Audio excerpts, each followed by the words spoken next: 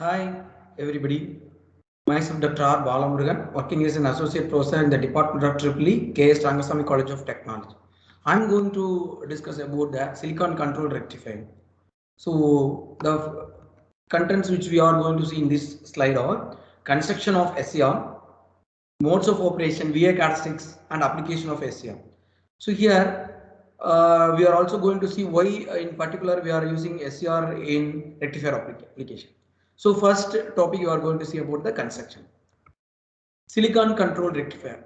So SCR is the member of the thyristor family and it can be applied for rectification, regulation and inversion. So in particular why we are applying for rectifier means, so silicon has a property that it can allows the forward current and providing low resistant path, and it restricts the reverse direction conduction by providing the leakage current, low level leakage current. So the property of the silicon made it easier to work it as a rectifier device. So only we are applying this thyristor in the rectification purpose. So we are call it as silicon control rectifier. So like diode, SCR is a unidirectional device. The terminals are also same, anode, cathode. Only the difference between diode and SCR is the presence of gate terminal. So here you can see the terminals as anode, cathode and gate. So SCR has an important feature compared to that of the diode, that it has a gate terminal. The gate can be turned on and it has its controlling over the turn on process of the SCR. So these are the layers you can see here in this block diagram, P and PN layers, 4 layers, 3 junctions and 2 anode cathode terminal and 1 controlling terminal gate, right? So this is a symbol you can see, anode, cathode and gate. This is the structure of SCR which is found in practical applications. You can see the cathode, anode and gate. So the voltage rating of this SCR is up to 10 kV and current rating is up to 3000 amps and the power rating is up to 30 megawatts available right now. So next we are going to say about the modes of operation. There are basically 3 modes of operations: forward blocking mode, forward conduction mode and reverse blocking mode. So in forward blocking mode, here you can see anode is connected with positive of the battery and cathode is connected with negative of the supply. So here you can see gate is left open. Suppose if the connection is given like this, anode is connected and cathode is connected with negative, anode is connected with positive, means the junction 1 and junction 3 will be forward biased. The only thing here is junction 2 will be in reverse bias. So here forward blocking condition is made, but there is no current flow between anode to cathode. So what blocks means, here the junction 2 will blocks the flow of current. So what should we do means, we have to make this junction to break and we have to make the current flow from anode to cathode. So this is the process which should be done in the next mode. You can see the forward conduction mode. So in forward conduction mode, what I have done means, I have connected with the positive of the supply and negative of the supply is connected with cathode. So when I am giving like this, some amount of the charge carriers will be injected here. What will happen means, these charge carriers will move towards the junction and it will break this junction. Suppose if junction is broken means, what will happen? Current can be made to flow from anode to cathode. That's all the process in the forward conduction mode. So the actual rated current will be made to flow from anode to cathode. So this is the process which is followed in the forward conduction mode. So here we can say it as J1, J2, J3. Both the 3 junctions will be in forward bias condition and also it will be in a forward conduction mode also.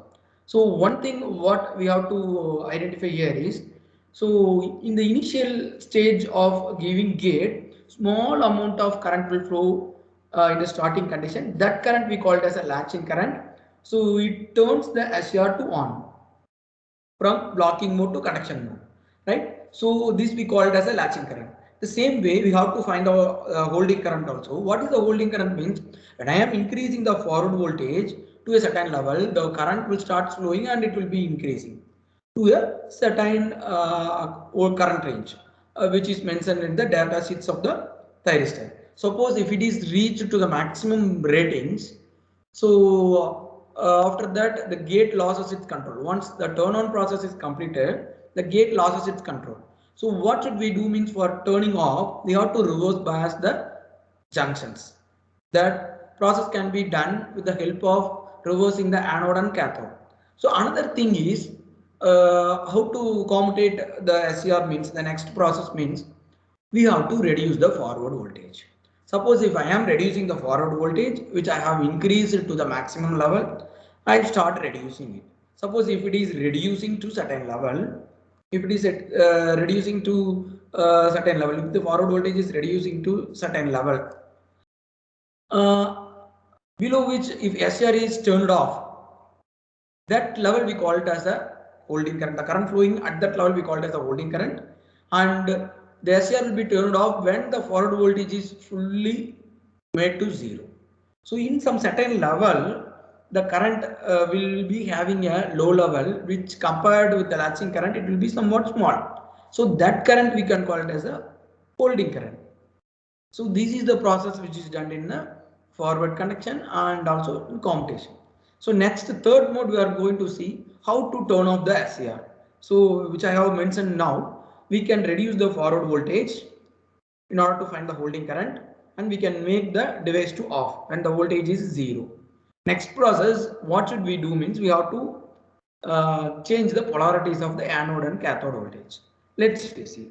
So this is the reverse blocking mode. In this reverse blocking mode, what I have done means I have changed the polarity. So anode means anode should be connected with positive, and cathode means cathode should be connected with negative. This is done for a forward biased junction of all the junctions J1, J2, J3.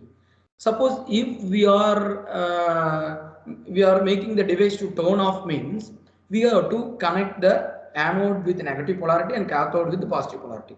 Suppose if I have done like that means the junction 1 and junction 2 will be made reverse biased. How means opposite carriers will get attracted. So when the opposite carriers will get attracted, the depletion layer across these junctions will be increased. The width of the depletion layer will get increased so that there will be a block created between the anode to cathode. So at the time you can see junction 2 will be in forward biased condition. So it takes some time to remove the charge carriers because it takes some time to recombine with positive and negative carriers, and at the last some depletion layer will be formed, that is it will, the width of the depletion layer will be increased. This will take some seconds from the reverse blocking mode. So that's all about the modes of operations. So this is the VA characteristics which we can plot by the help of this conduction mode. So this is nothing but forward conduction mode. So this is nothing but a forward conduction mode, and you can observe the latching current here and you can observe the holding current here. This is the different sets of gate currents which we have applied for the SCR in order to make the device to turn on. So this is the forward current. After the device is made to turn on, the forward current will be starts increasing towards the maximum level. So this we called as a forward conduction characteristics, and this we called as a reverse conduction characteristics. In reverse there will be only small amount of leakage current, there will be no conduction because this device will be a unidirectional device. Next we will go for the advantages of silicon control rectifier. So what is the major advantages mean the switching speed will be very high and it can withstand up to high voltage and high current. And also another important thing is it can be turned on and turned off in the zero positions of AC cycle. So for AC applications it can be mostly used because of the turn on and turn off operation made simpler.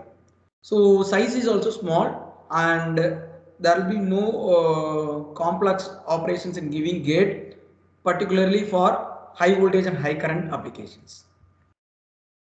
So next we are going to see about the applications. You can see AC voltage stabilizers. It can be used as a switch and it can be used as a choppers in controlling the DC to DC voltage, DC fixer to DC variable voltage, and it can be used in inverters in controlling the output AC voltage. It can be used in DC circuit breaker for battery charging. Also we can use SCR, and particularly we can use adjustable light dimmer with the help of SCR, and also another important industrial application is motor speed control.